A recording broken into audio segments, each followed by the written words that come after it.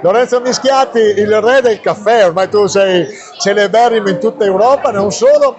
Questa sera, serata di gala, però qualche rumors dice che porti un caffè particolare che stai vendendo in particolar modo anche nei paesi arabi. È particolarissimo, non particolare, è un caffè lavorato con metodo innovativo, proviene dalla Colombia, ne sono stati fatti nel raccolto 2025 solo 20 kg. Di questi 20 kg, 12 kg siamo riusciti a portarli a casa noi a taglio di po', 8 kg sono andati a finire ad una torrefazione di Dubai dove vanno a bere i caffè ai sceicchi. Quindi questa sera a Porto Tolle per la cena di gala ci sarà un caffè molto particolare.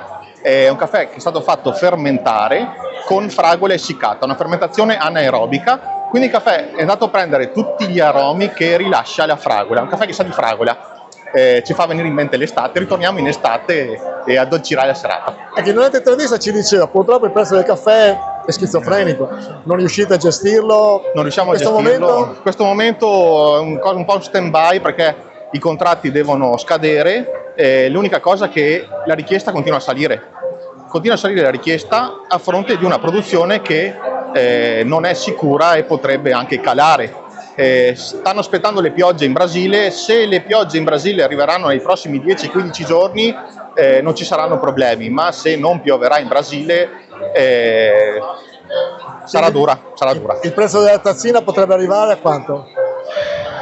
Mediamente adesso su 1,20, 1,30. 1,20, 1,30, potrebbe anche arrivare a 1,50. Speriamo di no, per me il caffè deve rimanere una cosa popolare, alla portata di tutti, quindi va bene quel 1,20, 1,30.